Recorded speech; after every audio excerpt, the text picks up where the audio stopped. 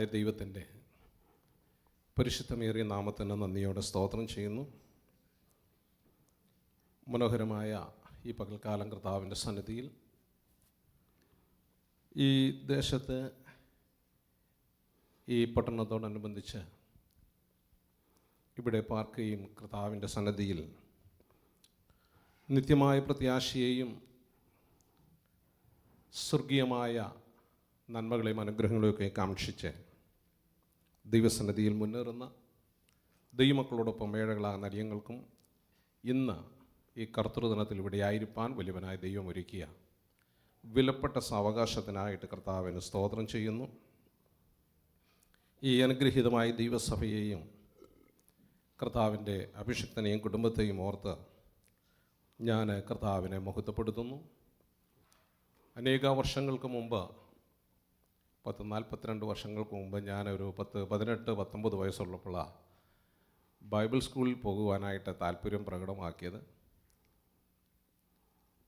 അങ്ങനെ ആ പ്രായത്തിൽ ഹരിയാനയിലുള്ള ഗ്രേസ് ബൈബിൾ കോളേജിലേക്ക് വേറൊരു കർത്തൃദാസൻ എന്നെ കൊണ്ടുവിട്ടു, എൻ്റെ അപ്പച്ചൻ പറഞ്ഞതനുസരിച്ച്. അങ്ങനെ 1984 ഞാൻ ദൈവവചനം പഠിക്കുവാനായിട്ട് ഗ്രേസ് ബൈബിൾ കോളേജിൽ കടന്നു ചെന്നപ്പോൾ ഞങ്ങൾക്ക് ഇസ്രയേൽ ചരിത്രം പഠിപ്പിച്ച കർത്താവിൻ്റെ ദാസനാണ് ഇവിടുത്തെ പാസ്റ്റർ. മലയാളം മീഡിയത്തിലൊക്കെ പഠിച്ച് ഈ ഇംഗ്ലീഷ് മീഡിയം ബൈബിൾ കോളേജിലൊക്കെ ചെല്ലുമ്പം ഞാൻ കഴിഞ്ഞ ദിവസം സാറിനെ കണ്ടപ്പം പറഞ്ഞായിരുന്നു, സാറ് പഠിപ്പിക്കുന്ന കാര്യം മാത്രമേ ഞങ്ങൾക്ക് ആകെ മനസ്സിലാകത്തുള്ളായിരുന്നു. ഒരു നല്ല അധ്യാപകനായിരുന്നു, ഞങ്ങളുടെയൊക്കെ ഇഷ്ടനായിരുന്നു. അന്ന് നല്ല താടിയൊക്കെ വെച്ച് ഒരു മോഡലൊക്കെ ആയിട്ടായിരുന്നു. കർത്താവിൻ്റെ അഭിഷിക്തനെ ഓർത്ത് ദൈവത്തിന് സ്തോത്രം ചെയ്യും. സാർ അമേരിക്കയിലൊക്കെ ആണെന്നുള്ളത് ഞാൻ കേട്ടിട്ടൊക്കെ ഉണ്ട്. ഇങ്ങനെ വരുമെന്നൊന്നും ഞാനും പ്രതീക്ഷിച്ചൊന്നുമല്ല. എല്ലാം ദൈവത്തിൻ്റെ പദ്ധതികളാകിയാൽ ദൈവത്തിന് സ്തോത്രം ചെയ്യുന്നു. ഞങ്ങളെ കുടുംബമായിട്ടാണ് ഇന്ന് ഇവിടെ ആയിരിക്കുന്നത്. കർത്താവിൻ്റെ മഹത്വമേറിയ ശുശ്രൂഷയിൽ ഞങ്ങളിന്ന് എന്തായിരിക്കുന്നുവോ അതിൻ്റെയൊക്കെ പിന്നിൽ ഞങ്ങളെ ദൈവത്തിനെ അഭ്യസിപ്പിച്ച, അതുപോലെ തന്നെ കഴിഞ്ഞ 10, 28, 30 വർഷങ്ങൾക്ക് മുമ്പ് മലബാറിൽ കേരളത്തിൽ മലബാർ കോഴിക്കോട് ജില്ലയിൽ നിന്ന് ഞങ്ങൾ പ്രവർത്തിച്ചുകൊണ്ടിരിക്കുന്ന ഭാഗങ്ങളിൽ കർത്താവിൻ്റെ ശബ്ദം ഞങ്ങളെ കേൾപ്പിച്ചുകൊണ്ട് അങ്ങോട്ട് ദൈവം അയക്കുമ്പോൾ സ്വർഗത്തിലെ ദൈവം ഞങ്ങൾക്ക് വേണ്ടി ഒരുക്കി തന്ന ചില പ്രിയപ്പെട്ടവരൊക്കെ ഉണ്ടായിരുന്നു.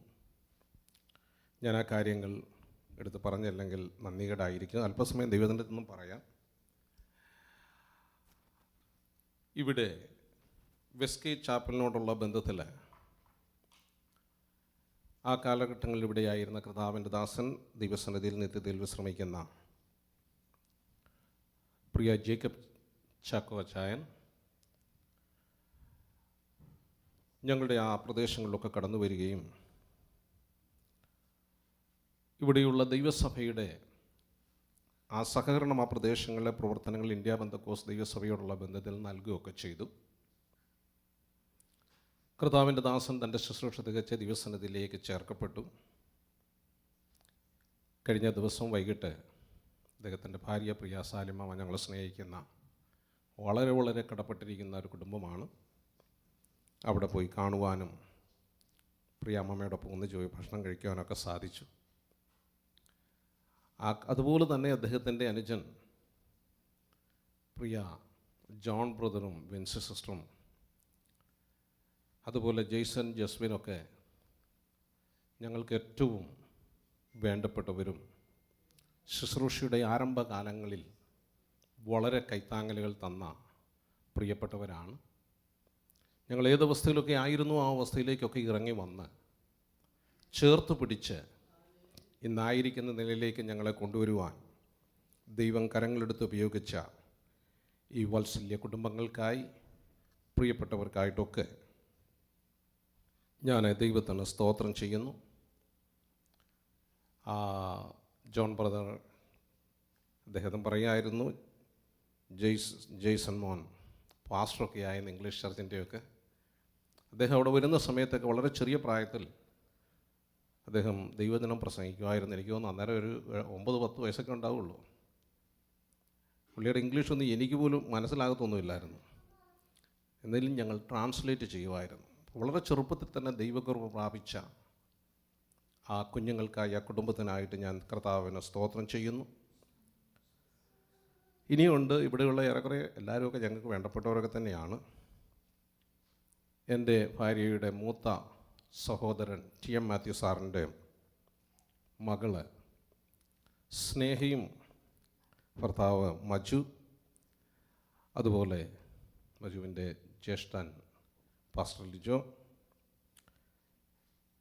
ഞങ്ങൾ ഒരു കുടുംബമാണ്. പ്രിയപ്പെട്ടവരോടൊപ്പം കഴിഞ്ഞ ദിവസങ്ങളിലൊക്കെ ആയിരിക്കാൻ കർത്താവ് തന്ന ഭാഗ്യത്തിനായിട്ട് ഞാൻ ദൈവത്തിന് സ്തോത്രം ചെയ്യുന്നു. പൗലോസ്ലീഹ തെസ്സലോനിക്കയിലുള്ള ദൈവസഭയ്ക്ക് ലേഖനം എഴുതുമ്പോൾ അവരെക്കുറിച്ച് പറയുന്ന ഒരു കാര്യം, നിങ്ങളെ ഓർത്ത് എൻ്റെ പ്രാർത്ഥനയിൽ ഞാൻ സന്തോഷത്തോടെ ദൈവത്തിന് സ്തോത്രം ചെയ്ത് പ്രാർത്ഥിക്കുന്നു എന്നുള്ളതാണ്. ഇവിടെയുള്ള ഈ ദൈവസഭയെ ഓർത്ത് ഞങ്ങൾ നിരന്തരം പ്രാർത്ഥിക്കുന്നതാണ്. കഴിഞ്ഞ കാലങ്ങളിൽ പ്രത്യേകിച്ചും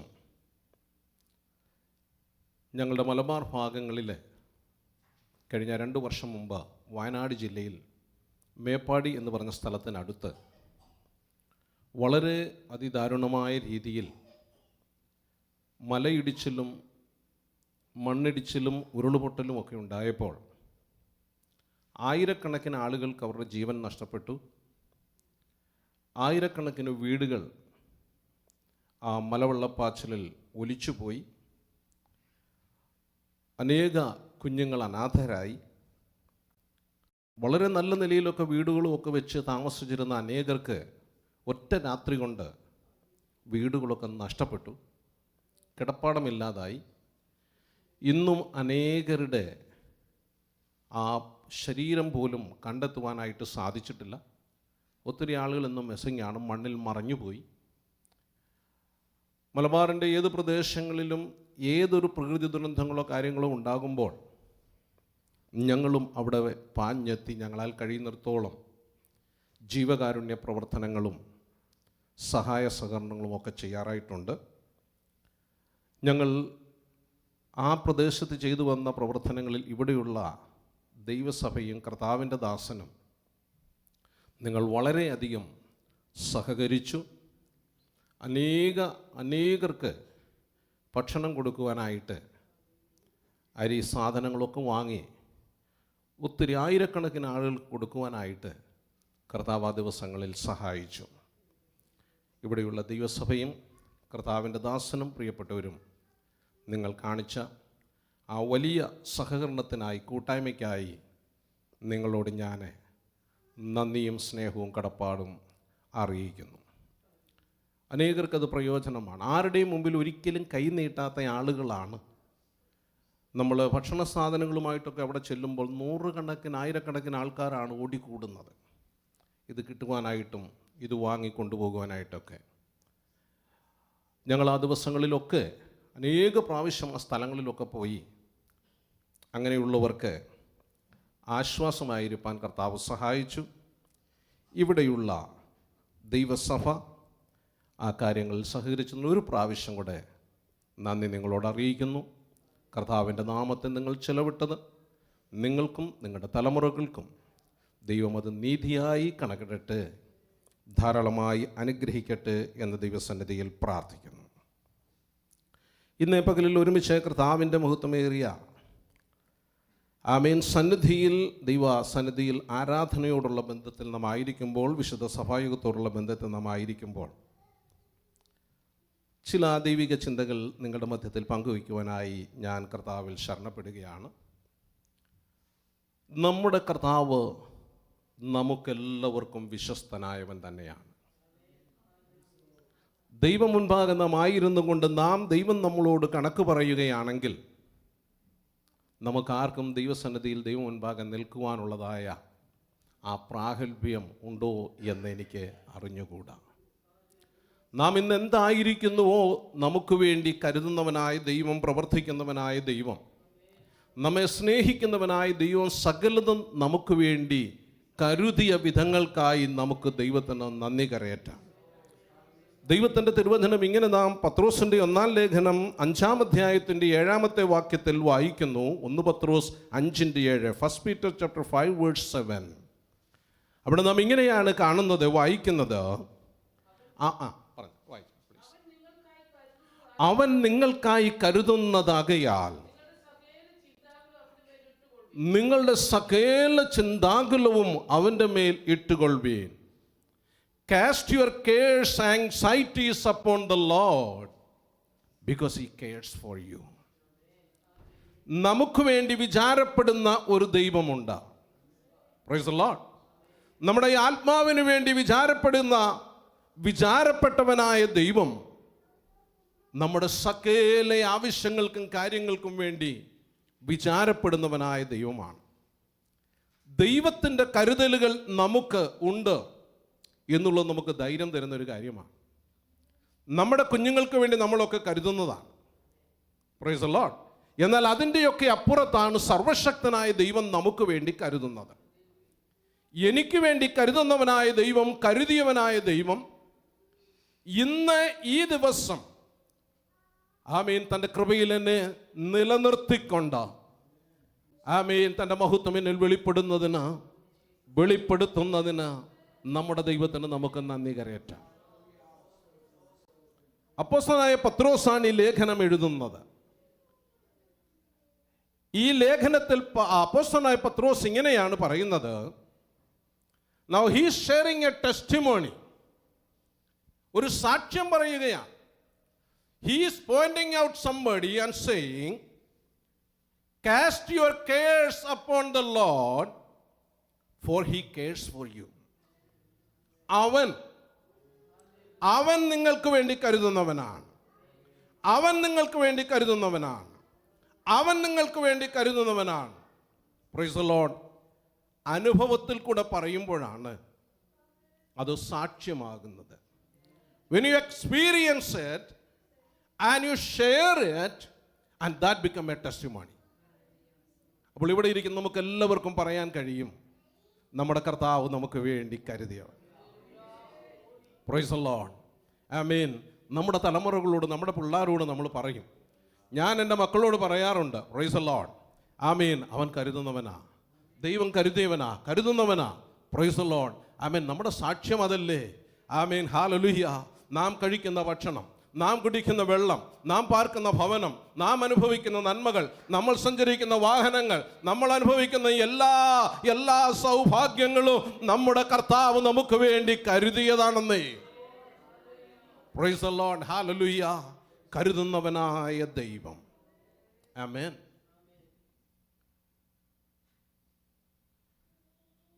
പലവിധ ചിന്തകൾ, ഭാരങ്ങൾ നമ്മളെ തളർത്താറുണ്ട്. ഒത്തിരി ആങ്സൈറ്റിയുടെ കാര്യങ്ങൾ നമുക്കുണ്ടാവും. കൊച്ചു പിള്ളേരെ എടുത്ത് നോക്കിയാൽ അവർക്കും ടെൻഷനാണ്. ഇന്ന് ടെൻഷൻ ഇല്ലാത്ത ആരാ? ഒത്തിരി കാരണങ്ങളുണ്ട് നമുക്ക് ടെൻഷൻ ഉണ്ടാകാനായിട്ട്. മക്കളെ ഓർത്ത് ടെൻഷൻ പിടിക്കുന്നവരുണ്ട്, ജോലി കാര്യങ്ങളെ ഓർത്ത് ടെൻഷൻ പിടിക്കുന്നവരുണ്ട്, കുടുംബത്തെ ഓർത്ത് ടെൻഷൻ പിടിക്കുന്നവരുണ്ട്, കടഭാരങ്ങളെ ഓർത്തുകൊണ്ട്, നാളുകളെ ഓർത്തുകൊണ്ട്. ഈ കാലഘട്ടത്തിൽ ഏറ്റവും കൂടുതൽ ടെൻഷൻ ഉള്ളത് ആരോഗ്യത്തെ ഓർത്തുകൊണ്ട്. ഇനി കർത്താവിനെക്കുറിച്ച് ഒരു സ്തോത്രം പറഞ്ഞില്ലെങ്കിലും നമ്മൾ കൂടുമ്പോൾ എന്ത് ചെയ്യും? നമ്മുടെ കേരളത്തിൽ ഇപ്പോൾ അങ്ങനെയൊക്കെയാണ് കേട്ടോ. ആരോഗ്യ കാര്യങ്ങളാണ് ചർച്ച ചെയ്യുന്നത്. നിൻ്റെ BP എത്രയുണ്ട്, ഷുഗർ എത്രയുണ്ട്, H1C എത്രയുണ്ട്, അവൻ മരുന്ന് കഴിക്കുന്നുണ്ടോ, കുടിക്കുന്നുണ്ടോ? Price the Lord. പണ്ട് കാലങ്ങളിലൊക്കെ ആത്മീയർ തമ്മിൽ കാണുമ്പോൾ അവർ ആത്മീയ കാര്യങ്ങളായിരുന്നു പറയുന്നത്. സ്തോത്രം, ഇന്ന് പ്രാർത്ഥനയ്ക്ക് പോയോ, അങ്ങനെയുള്ള കാര്യങ്ങളൊക്കെ ആരും ചോദിക്കുന്നത്. എന്നാൽ ഈ കാലങ്ങളിൽ ഏറ്റവും കൂടുതൽ നമ്മളെ ഭാരപ്പെടുത്തുന്ന കാര്യങ്ങൾ നമ്മുടെ ആരോഗ്യ പ്രശ്നങ്ങളാണ്. ഏറ്റവും കൂടുതൽ മനുഷ്യർ സംസാരിക്കുന്ന ഒരു കാര്യങ്ങളും അതൊക്കെ തന്നെയാണ്, ആരോഗ്യത്തിൻ്റെതായ കാര്യങ്ങൾ. ഇനി ഒരു ഭാരമില്ലെങ്കിൽ, ഒരു ടെൻഷൻ ഇല്ലെങ്കിൽ നമ്മൾ എന്തെങ്കിലും ഉണ്ടാക്കി അതിനെക്കുറിച്ച് ഓർത്ത് ടെൻഷൻപ്പെടും. Praise the lord. ചിന്താഭാരങ്ങൾ മനുഷ്യനെ കീഴ്പ്പെടുത്തുന്ന ഒന്നാണ്. Price the Lord. പത്രോസ് അപ്പോസ്തലൻ ലേഖനത്തിൽ ഇങ്ങനെയാ പറയുന്നത്, നിങ്ങളുടെ ചിന്തകൾ, ചിന്താഭാരങ്ങൾ ആകുലങ്ങളായി മാറാതെ. ചിന്തകൾ നമ്മളെ ആകുലങ്ങളിലേക്ക് കൊണ്ടുപോകും, നമ്മളെ പിടിച്ച് കുലുക്കും, നമ്മളെ കീഴ്പ്പെടുത്തും, നമ്മളെ തകർത്തു കളയും, നമ്മളെ വിഴുങ്ങിക്കളയും. ആത്മീക ജീവിതത്തിൽ നമുക്കൊരു ചുവട് പോലും ഈ ചിന്താകുലങ്ങൾ നമ്മളെ ഭരിച്ചു കഴിഞ്ഞാൽ നമുക്ക് മുൻപോട്ട് പോകാൻ കഴിയത്തില്ല. Praise the lord. ആമേൻ. ചിന്തകൾ ആകുലങ്ങളിലേക്ക് നമ്മെ കൊണ്ടുപോകുന്നതിന് മുമ്പ്, വിഴുങ്ങിക്കളയുന്നതിന് മുമ്പ് പത്രോസ് അപ്പോസ്തലൻ പറയുന്നത്, അത് കർത്താവിൻ്റെ മേലേക്ക് ഒന്ന് ഇറക്കി വെക്കേ. Hello, ശ്രദ്ധിച്ചാട്ടെ. Cast your anxieties upon the Lord. കാരണം എന്താണെന്നറിയാമോ? ആ ഭാഗങ്ങൾ നമ്മൾ മുമ്പോട്ട് വായിച്ചു കഴിയുമ്പോൾ, നിങ്ങൾക്കൊരു ശത്രുവുണ്ട്, നിങ്ങളുടെ പ്രതിയോഗിയായ പിശാച് അലറുന്ന സിംഹം എന്ന വണ്ണം ആരെ വിഴുങ്ങേണ്ടു എന്നോർത്ത് അവനങ്ങനെ നോക്കിക്കൊണ്ട് നടക്കുകയാണ്, ഊടാടിക്കൊണ്ട് നടക്കുകയാണ്. Price the Lord. അങ്ങനെ സഞ്ചരിച്ചുകൊണ്ടിരിക്കുമ്പോഴാണ് ഈ വിഷമിച്ച് ആകുലപ്പെട്ടിരിക്കുന്നവരെ കാണുന്നത്. ആമേൻ, ഹല്ലേലൂയ. അവൻ എന്ത് ചെയ്യുമെന്നറിയാമോ? നമ്മളെ വിഴുങ്ങിക്കളയും, നമ്മളെ വിഴുങ്ങിക്കളയും. ചിന്തകൾ, ഭാരങ്ങൾ നമ്മളെ ആകുലങ്ങളിലേക്ക് കൊണ്ടുപോയി നമ്മുടെ വിശ്വാസത്തെ തളർത്തിക്കളയുക എന്നുള്ളത് പിശാചിൻ്റെ വലിയ തന്ത്രമാണ്. നിരാശകൾ നമ്മളിൽ ഇടുക എന്നുള്ളത് പിശാചിൻ്റെ വലിയൊരു പദ്ധതിയാണ്. നമ്മെ ആകുലങ്ങൾ ഇട്ടുകൊണ്ട്, നിരാശകൾ ഇട്ടുകൊണ്ട് നമ്മെ മൂടിക്കഴിഞ്ഞാൽ ദൈവശക്തിയെയോ ദൈവകൃപയെയോ നമുക്ക് കാണാൻ കഴിയാതെ വരും. നമ്മുടെ ആത്മീക ജീവിതത്തിൽ നാം ഇടറിപ്പോകുവാനിടയായിത്തീരും. ഒരുപക്ഷെ നമുക്ക് പാട്ട് പാടുന്നുണ്ടായിരിക്കാം, നമ്മൾ ആരാധനയ്ക്ക് പോകുന്നുണ്ടായിരിക്കാം, നാം ഒരു ക്രിസ്ത്യാനി ചെയ്യേണ്ട, ഒരു പെന്തക്കോസ്തുകാരൻ ചെയ്യേണ്ട കാര്യങ്ങളെല്ലാം ചെയ്യുന്നുണ്ടായിരിക്കാം. അപ്പോൾ തന്നെ പിശാച് നമ്മളെ തളർത്തിക്കൊണ്ടേയിരിക്കും. ഞങ്ങൾ ഒരിക്കലൊരു സഹോദരനെ കണ്ട്, നമുക്ക് വളരെ വേണ്ടപ്പെട്ട ഒരു സഹോദരൻ, പുള്ളി എന്നോട് പറഞ്ഞു, എൻ്റെ വാസ ഒരു സമാധാനമില്ല. അപ്പം ഞാൻ ചോദിച്ചു, പറ്റേ? ഞാൻ 7 ദിവസം ഉപവാസത്തിലിരുന്ന് വരിക, 7 ദിവസം ഉപവാസം എടുത്തതിന് ശേഷവും സമാധാനമൊന്നുമില്ല, ഒരു സമാധാനമില്ല. Price the Lord. അപ്പം ഞാൻ ചോദിച്ചു, അതെന്നാ? കുടുംബത്തിൻ്റെ വീട്ടിലെ കാര്യങ്ങളൊക്കെ അങ്ങ് തളർത്തിക്കളയുക. ഇന്ന് പകൽ എന്നെ കേൾക്കുന്ന ദൈവത്തിൻ്റെ മക്കളെ, നമ്മുടെ ചിന്തകൾ ഭാരങ്ങളായി നമ്മെ തളർത്തി. ആമേൻ. അത് നമ്മുടെ ജോലിയോടുള്ള ബന്ധത്തിലായിരിക്കാം, നമ്മുടെ കുടുംബത്തോടുള്ള ബന്ധത്തിലായിരിക്കാം, നമ്മുടെ ഭാവിയോടുള്ള ബന്ധത്തിലായിരിക്കാം, നമ്മുടെ നാളുകളോടുള്ള ബന്ധത്തിലായിരിക്കാം, ആമേൻ, നമ്മുടെ തലമുറകളോടുള്ള ബന്ധത്തിലായിരിക്കാം, നമ്മുടെ കുഞ്ഞുങ്ങളോടുള്ള ബന്ധത്തിലായിരിക്കാം, ആമേൻ, കടഭാരങ്ങളോടുള്ള ബന്ധത്തിലായിരിക്കാം. ഏതു തന്നെയായാലും ചിന്തകൾ ആകുലങ്ങളായി വന്ന് നമ്മെ തളർത്തിക്കളയുവാൻ ഇടയുള്ളത് കൊണ്ട് നമ്മുടെ ചിന്തകൾ നമ്മളിൽ ഉരുവിടുമ്പോൾ തന്നെ അത് കർത്താവിൻ്റെ സന്നിധിയിലേക്ക് നാം പകർന്നു കൊടുക്കേണ്ടതാണ്. Praise the lord. ആമേൻ, ഹല്ലേലൂയ. ആമേൻ. അതുകൊണ്ട് പൗലോസ് അപ്പോസ്തലൻ എഫെസോസിലുള്ള ദൈവസഭയ്ക്ക് ലേഖനം എഴുതുമ്പോൾ ഇങ്ങനെ പറയുന്നു, ദുഷ്ടന്റെ തീയമ്പുകളെ കെടുക്കുവാൻ തക്കവണ്ണമുള്ള വിശ്വാസം, ആമേൻ, നമുക്ക് ആവശ്യമാണ്.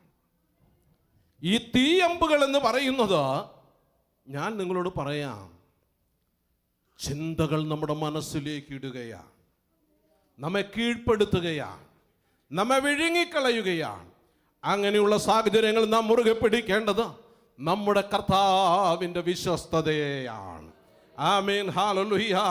പലതും നമ്മുടെ മുമ്പിൽ വലിയ ഭാരങ്ങളായി വരും, വലിയ വിഷയങ്ങളായി വരും. പലതും നമ്മുടെ മുമ്പിൽ വലിയ, ആമേൻ, വേദനകളായി വരും, തകർച്ചകളായി വരും. ആമേൻ. അപ്പോഴും നമ്മെ താങ്ങുവാൻ കർത്താവിൻ്റെ കരം നമ്മളോടുകൂടെ ഉണ്ട് എന്നുള്ള കാര്യം നാം മറന്നു പോകരുത്. ആമേൻ. സങ്കീർത്തനക്കാരൻ അതുകൊണ്ടാണ് പറയുന്നത്, നിന്റെ ഭാരം യഹോവയുടെ മേൽ വെച്ചുകൊള്ളുക, അവൻ നിന്നെ പുലർത്തും. നീതിമാൻ കുലുങ്ങി പോകുവാൻ യഹോവ ഒരു നാളും സമ്മതിക്കുകയില്ല. ഭാരങ്ങൾ വരുമ്പോൾ, പ്രയാസങ്ങൾ വരുമ്പോൾ, ആകുലങ്ങളിലേക്ക് നമ്മെ കൊണ്ടുപോകുവാൻ പിശാച് കെണിയൊരുക്കുമ്പോൾ, ദൈവത്തിൻ്റെതായ ശക്തി കാണാതിരിക്കുമ്പോൾ, വിശ്വാസത്തിൽ നമ്മെ മടുപ്പിച്ചു കളയുമ്പോൾ, ആമേൻ, നാം അറിയേണ്ടത് ഭാരങ്ങൾ അവൻ്റെ മേലിട്ടാൽ ആമേൻ നടത്തുവാൻ ശക്തനായ ഒരുവനാണ് നമ്മളോടുകൂടെയുള്ളത്. Praise the Lord. Hallelujah. Amen. പത്രോസ് അപ്പോസ്തലൻ പറയുന്നു, ഭാരം അവൻ്റെ മേൽ വയ്ക്ക്, ഭാരം അവൻ്റെ മേൽ വയ്ക്ക്. Amen. Cast your cares upon the Lord. Amen. Because he cares for you. നമുക്ക് വേണ്ടി വിചാരപ്പെടുന്ന ഒരുവൻ ഉള്ളത് കൊണ്ട് നിങ്ങളുടെ ഭാരങ്ങളെ അവൻ്റെ മേലൊന്ന് വയ്ക്കാനാണ് പറയുന്നത്. Praise the Lord. അവൻ കരുതുന്നവനാണ്. He cares for you. എൻ്റെ യേശു എനിക്ക് വേണ്ടി കരുതുന്നു, എൻ്റെ യേശു എനിക്ക് വേണ്ടി കരുതുന്നു. Praise the Lord. ആമേൻ. ഞാൻ ഒന്ന് രണ്ട് എൻ്റെ അനുഭവം കൊണ്ട് പറഞ്ഞ് ആമേൻ ഞാൻ വേഗം ഈ വചന ശുശ്രൂഷയിൽ നിന്ന് വിരമിച്ചു കൊള്ളാം. 1996-97 കാലഘട്ടങ്ങളിൽ ഞാൻ കർത്താവിൻ്റെ വേലയോടുള്ള ബന്ധത്തിൽ ഏകദേശം 10 വർഷം ദൈവദിന പഠനത്തിനൊക്കെ ശേഷം ഒരു പ്രത്യേക സാഹചര്യത്തിലേക്ക് ദൈവം ഞങ്ങളെ കൊണ്ടുവന്നു. ഞാൻ എൻ്റെ വീട് വിട്ട് പോയി വീട്ടിലേക്ക് ഒരിക്കലും വന്ന് താമസിക്കുവാൻ ആഗ്രഹിച്ചിട്ടില്ല. എൻ്റെ പിതാവ് ഒരു 2 വർഷം മുമ്പാണ് മരിച്ചത്. അദ്ദേഹം 107 വയസ്സ് വരെ ജീവിച്ചു. അത്രയും ജീവിച്ച ഒരാളെ ഞാൻ അതിന് മുമ്പ് കണ്ടിട്ടുമില്ല, ഇനി കാണുമെന്ന് എനിക്കിട്ട് അറിയില്ല. ചിലരൊക്കെ പറയുന്നുണ്ട് ഞങ്ങളുമൊക്കെ അങ്ങനെ ജീവിക്കുമെന്ന്. അപ്പനൊക്കെ ഉള്ളത്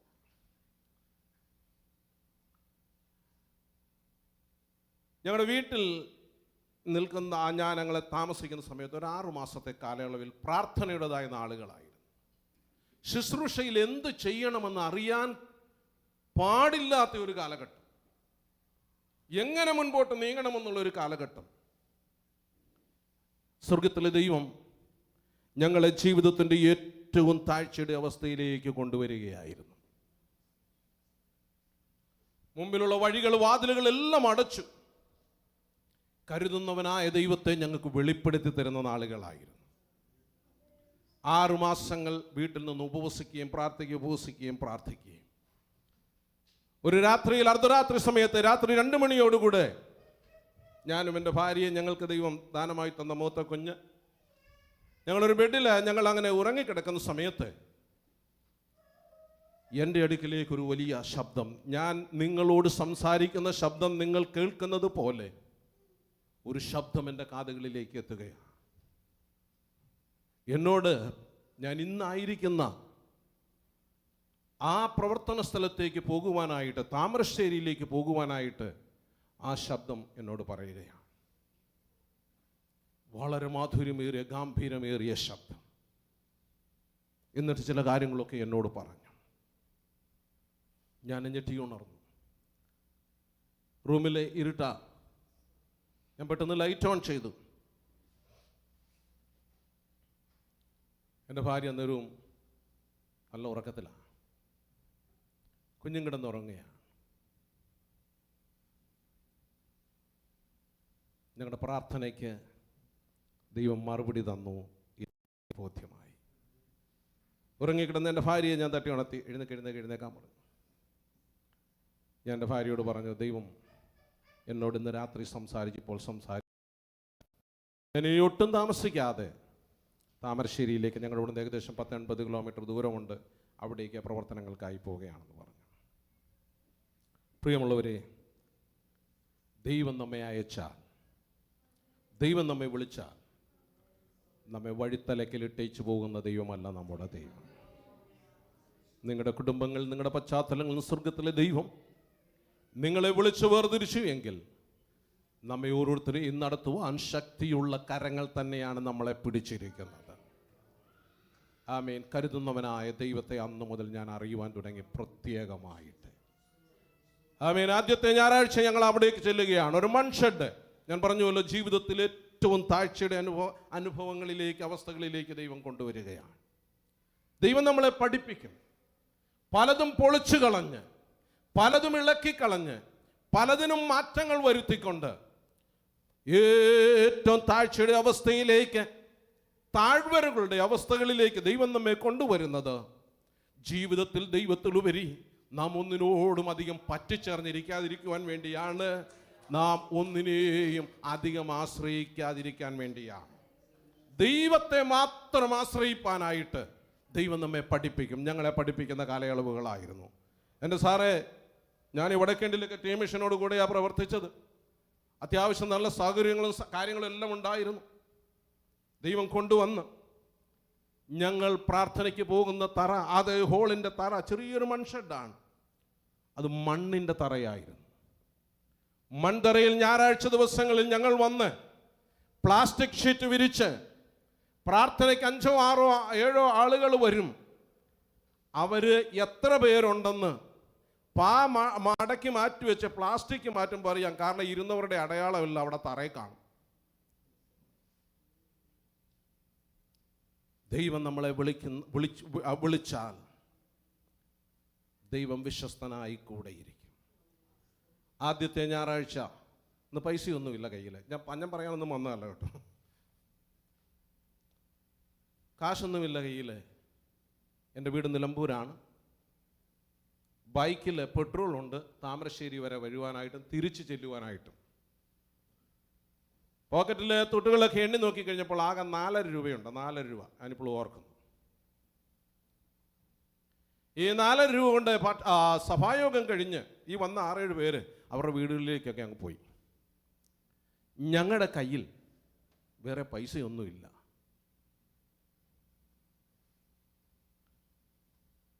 ഞങ്ങളുടെ മൂത്ത കൊച്ചിപ്പോൾ ഡാളസിലുണ്ട്.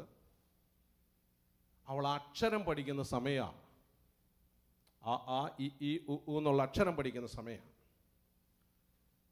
വിശപ്പൊട്ടും സഹിക്കാൻ താല്പര്യമില്ലാത്ത ഒരാളും കൂടിയായിരുന്നു. See, there are some children like that. They don't like to be hungry.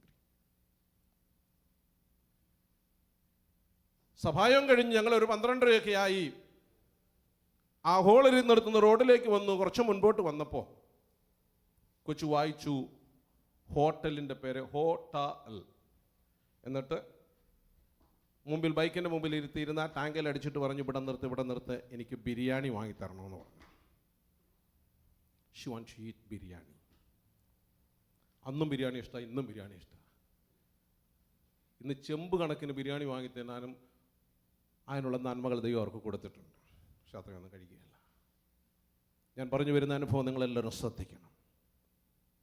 നമ്മെ താഴ്ചകളിലേക്ക് ഇറക്കിക്കൊണ്ടുപോകുന്നത് ദൈവത്തെ മാത്രം സ്നേഹിച്ച് അവനെ മാത്രം ആദരിച്ച് നമ്മെ ഉയരങ്ങളിലേക്ക് കൊണ്ടുവരുവാനാണ്, നമ്മെ ഉപയോഗിക്കുവാനാണ്, നമ്മെ പ്രയോജനപ്പെടുത്തുവാനാണ്, തൻ്റെ മഹത്വത്തിൻ്റെ കാരണമാക്കി തീർക്കുവാൻ വേണ്ടിയാണ്.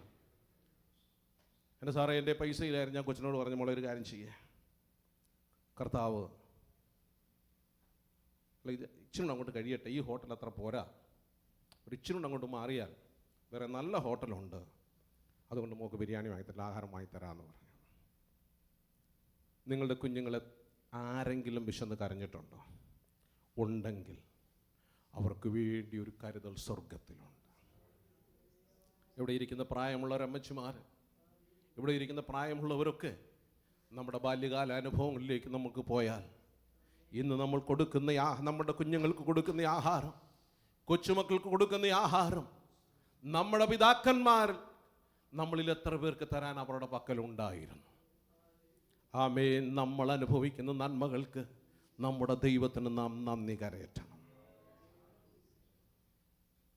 കാശില്ലാത്തത് കൊണ്ടാണ് എൻ്റെ കൊച്ചിനോട് ഞാൻ അങ്ങനെ പറഞ്ഞത്.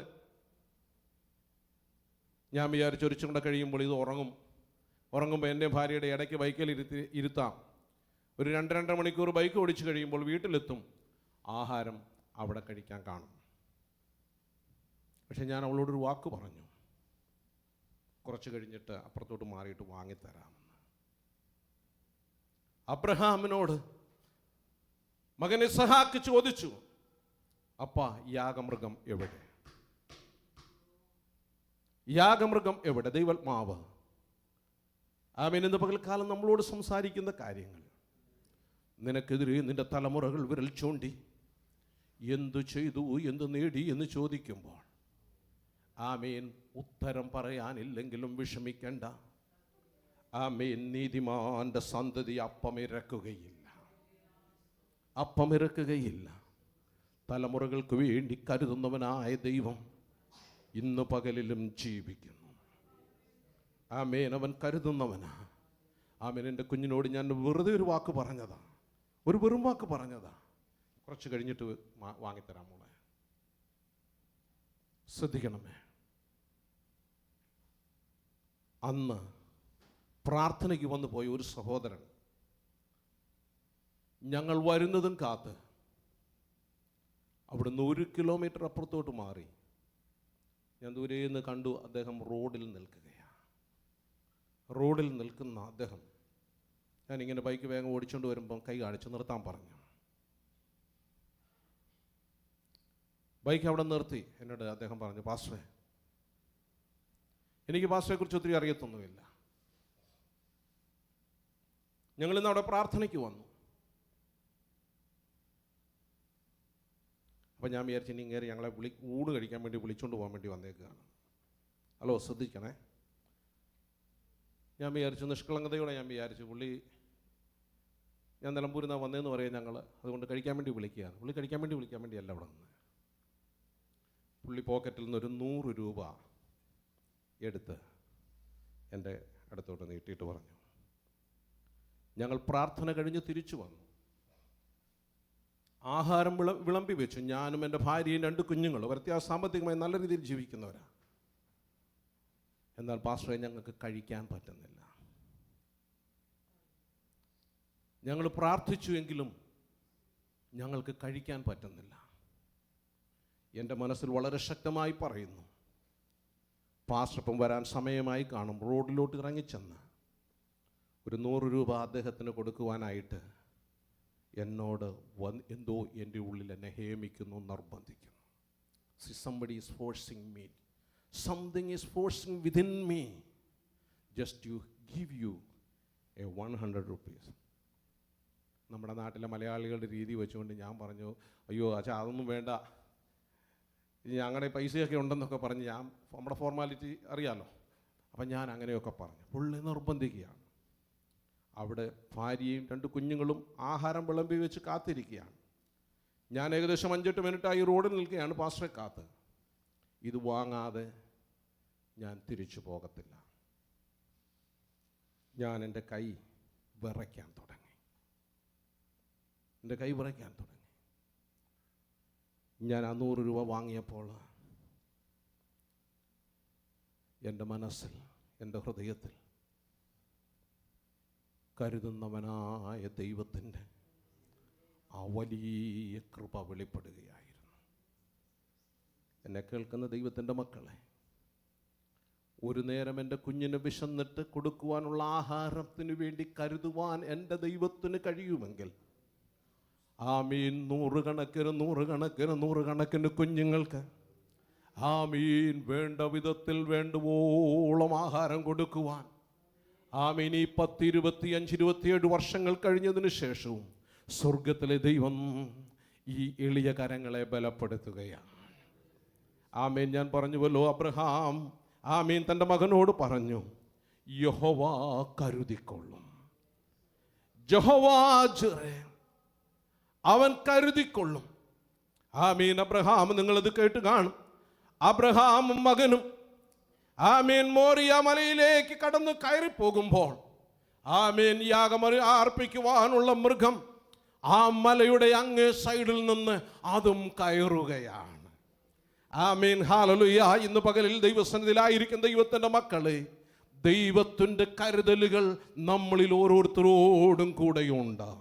ആമേൻ. നാം നിരാശപ്പെടേണ്ട കാര്യമില്ല. ആമേൻ. സ്വർഗത്തിലെ ദൈവം നമ്മെ വിളിച്ചു വേർതിരിച്ചുവെങ്കിൽ, ദൈവത്തിൻ്റെ വിശ്വസ്തത നമ്മെ അറിയിച്ചുവെങ്കിൽ, ആമേൻ, നിനക്ക് വേണ്ടിയുള്ള കരുതലുകൾ നീ അറിയാതെ തന്നെ ആമേൻ അവൻ ഒരുക്കിക്കൊണ്ടിരിക്കുകയാണ്. Hallelujah, hallelujah, hallelujah. ദൈവത്തിൻ്റെ കരുതലുകൾക്കായി ദൈവത്തിന് മഹത്വം കരയറ്റുന്നു. ആമേൻ.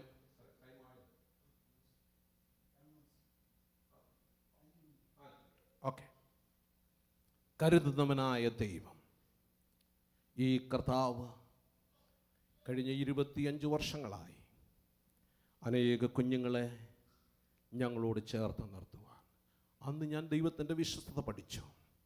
കരുതുന്നവനായ ദൈവം നമുക്ക് വേണ്ടി, നമ്മുടെ തലമുറകൾക്ക് വേണ്ടി കരുതും. ആമേൻ. ഹല്ലേലൂയ. ഒരു 5 നയാ പൈസ പോലും കൊടുക്കാതെ, ഞാൻ നിക്ഷേപിച്ചു വെക്കാതെ എൻ്റെ കുഞ്ഞിനെ ചെന്നൈ അപ്പോളോ നഴ്സിംഗ് കോളേജിൽ BSc നഴ്സിംഗ് പഠിക്കാൻ ദൈവം ഒരുക്കി. ഞാൻ നിങ്ങളോട് ദിവസങ്ങളോളം ഇരുന്ന് പറയാം ഈ കരുതുന്നവനായ ദൈവത്തിൻ്റെ വഴികളെക്കുറിച്ച്. 1 രൂപ പോലും എൻ്റെ പക്കലില്ല. ആമേൻ. ഞാൻ വിശ്വാസത്തോടെ ഞങ്ങൾ കുഞ്ഞുമായിട്ട് റെയിൽവേ സ്റ്റേഷനിൽ പോയി ടിക്കറ്റ് എടുത്തുകൊണ്ട് ചെന്നൈക്ക് കയറുകയാണ്. കോഴിക്കോട് റെയിൽവേ സ്റ്റേഷനിൽ വെച്ച സാറേ ഞാൻ ATM പോയി നോക്കുമ്പോൾ ആരോ, ഇന്നും എനിക്കറിഞ്ഞൂടെ ആരാ പൈസ ഇട്ടിരിക്കുന്നതെന്നുള്ളത്. എൻ്റെ കുഞ്ഞിന് കൊടുക്കേണ്ട ഫീസ് അക്കൗണ്ടിൽ അവിടെ ആരോ ഇട്ടിരുന്നു. ആമേൻ. എൻ്റെ കുഞ്ഞിന് ഡാളസിൽ നിന്നൊരു കല്യാണാലോചന വന്നു. ആമേൻ. 1 നയാ പൈസ പോലും സ്ത്രീധനം ചോദിക്കാതെ, കൊടുക്കാതെ, ആമേൻ, സ്വർഗത്തിലെ ദൈവം കരുതി. ഇന്നിവിടെ ഇരിക്കുന്ന പ്രിയപ്പെട്ടവരോട് ഞാൻ പറയട്ടെ, ഒരു ആശയം കൂടെ പറയട്ടെ. മക്കൾ യഹോവ തരുന്ന അവകാശവും ഉദരഫലം അവൻ തരുന്ന പ്രതിഫലവുമാണ്. നിന്റെ തലമുറകളെക്കുറിച്ച് ഓർത്ത് നീ ഭാരപ്പെടേണ്ടതായി വരികയില്ല. നീ നിന്റെ തലമുറകൾക്ക് വേണ്ടി കരുതുന്നതിലുപരി സ്വർഗത്തിലെ ദൈവം നമ്മുടെ തലമുറകൾക്ക് വേണ്ടി കരുതുന്നു. നമ്മുടെ അപ്പനും അമ്മയും അധ്വാനിച്ചത് കൊണ്ടല്ല ഇന്ന് നാം കഴിയുന്നത്. അവർ പണിത വീട്ടിലല്ല ഇന്ന് നാം പാർക്കുന്നത്. ആമേൻ. സ്വർഗത്തിലെ ദൈവത്തിൻ്റെ കരുതലുകൾ നമുക്ക് വേണ്ടി ഉണ്ടെങ്കിൽ നമ്മുടെ തലമുറകൾക്ക് വേണ്ടി അതിൻ്റെ അപ്പുറത്തായിട്ടുണ്ടാകും. ആമേൻ. മക്കളെക്കുറിച്ച് ഓർത്ത്, ആമേൻ, തലമുറകളെക്കുറിച്ച് ഓർത്ത്, ആമേൻ, ഭാരപ്പെടുന്നവരെ ഞാനൊരു സത്യം വിളിച്ചു പറയട്ടെ. ആമേൻ. അബ്രഹാം ദൈവത്തെ വിശ്വസിച്ചു. അവൻ്റെ തലമുറയ്ക്കൊരു തുണയില്ലാതിരുന്നില്ല. തലമുറകൾക്ക് വേണ്ടി തുണകളെയും ഒരുക്കുന്നവനാണ് ദൈവം. ദൈവത്തെ അവിശ്വസിച്ച ലോത്തിൻ്റെ തലമുറകൾക്ക് ഇണയില്ലാതിരുന്നപ്പോൾ ദൈവത്തെ വിശ്വസിച്ച് അബ്രഹാമിൻ്റെ തലമുറകൾക്ക് വേണ്ടി സ്വർഗത്തിലെ ദൈവം മുന്നമേ കരുതി. ആമേൻ. ഈ കരുതുന്നവനായ ദൈവത്തെ ഒരു പ്രാവശ്യം കൂടെ ഉയർത്തിക്കൊണ്ട്, ആമേൻ, എനിക്ക് സമയം അനുവദിച്ച കർത്താവിൻ്റെ ദാസനോടുള്ള നന്ദിയും സ്നേഹവും അറിയിച്ചുകൊണ്ട്, ഈ കർത്താവ് നമുക്ക് വേണ്ടി കരുതുന്നവനാകൊണ്ട്, ആമേൻ, അവനിൽ ആശ്രയിച്ച് ചിന്താകുലങ്ങൾ, ഭാരങ്ങൾ എല്ലാം അവൻ്റെ മേലിട്ടുകൊണ്ട് എൻ്റെ കർത്താവ് എനിക്ക് വേണ്ടി കരുതുന്നു. എൻ്റെ കുഞ്ഞുങ്ങൾക്ക് വേണ്ടി കരുതുന്നു. എൻ്റെ കുടുംബത്തിന് വേണ്ടി കരുതുന്നു. എൻ്റെ തലമുറകൾക്ക് വേണ്ടി കരുതുന്നു. ആ മാർവിൽ ചാരിക്കൊണ്ട് നമ്മുടെ കർത്താവിൻ്റെ വീട്ടിൽ നാം എത്തുവോളും ഈ പ്രത്യാശയിൽ മുന്നേറുവാൻ സ്വർഗത്തിലെ ദൈവം നമുക്കിടയാക്കട്ടെ എന്ന് ദൈവസന്നിധിയിൽ പ്രാർത്ഥിച്ചുകൊണ്ട് വാക്കുകളെ ചുരുക്കുന്നു. ദൈവം നമ്മെ എല്ലാവരെയും അനുഗ്രഹിക്കട്ടെ.